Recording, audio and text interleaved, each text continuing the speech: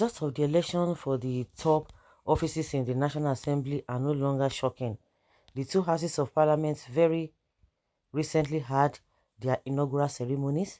In response to the news, well-known Nigerian columnist Ike Abonji of the New Telegraph newspaper predicted that no member of the Igbo ethnic group will hold one of the Nigeria's four most powerful positions units at least 2007.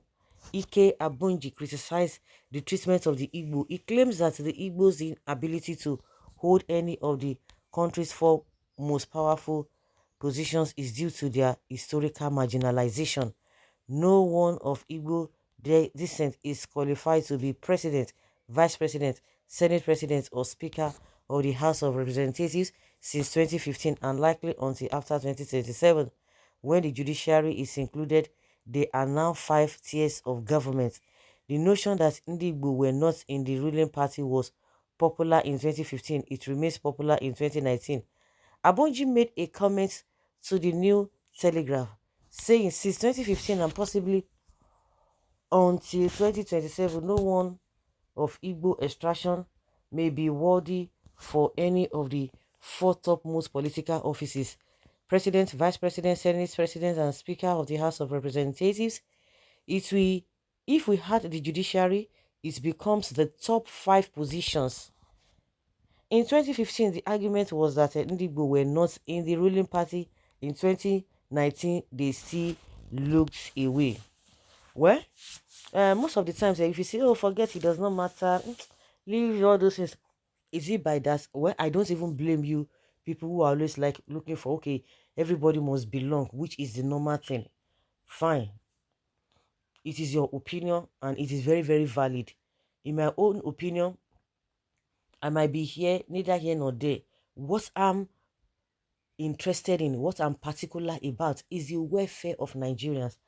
And I'm always asking, and that is the most important thing. Nobody, we are not loyal to anybody, whatever. If you do anyhow, you see anyhow. If you do fine today, say fine, yeah, you have done well. If you have not done well, no, you have not done well. We don't have time to be saying this one is for my place. Who has it helped? But the question I'm always asking those who are ignorant and those who are even working against themselves are the Nigerian masses. I've always said it that the politicians in whichever way you want to look at it, they are not suffering no matter what. They are not suffering. All of them just want this power. They want this power. And I've said it, if you have an Igbo man who is a useless person or who does not fit the position, definitely we all are going to be suffering.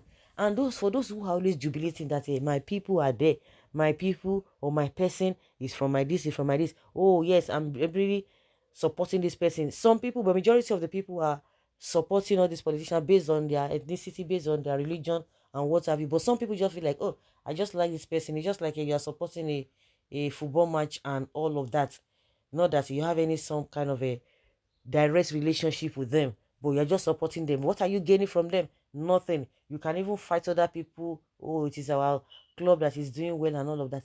But the people you are fighting for, they don't know you. Some people are in that category when it comes to politics as well. But majority of the people are based on ethnicity. Most of the time ethnicity and religion. They should be able to ask themselves, okay, I'm supporting this person now. In all the policies that this person has been making, have I been favored? What am I benefiting? And that is the most important thing. In as much everybody's the jackpot, you the jackpot to go meet your family member or your tribe person or person for your village, and I be the president or the leader of those country where the jackpot to. No, because of what? Because you have heard and you have seen and you have been told that a lot of things are happening in those places you are jackpotting to, because things are going well to a very large extent. It is a sane environment that they don't even care where you come from. Not that it's the perfect place, but it's far, far better than what we have in our country. I'm always asking the question for as many who care to listen. Then what are you gaining? If not that you are deceiving yourself. Like I said, those who are saying, oh, yes, we have not been given this thing, like this Bonji is talking about, fine. That is his own belief, which is valid. But at the end of the day, you that you think that your persons or your people are there, what have you gained? You are suffering, and instead of you to even ask them questions, you'll be looking for somebody else to blame. And that is how bad it has become. How bad it has become. And the question I'm asking is that what have really done? And that is the same people that are looking for how to, they are bringing ethnicities.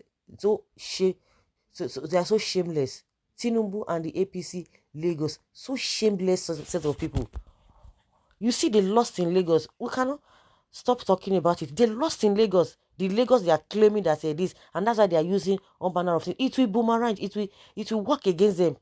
They were, instead of them to even repent from the nonsense they did during presidential and governorship election, they are still dipping their head in causing division.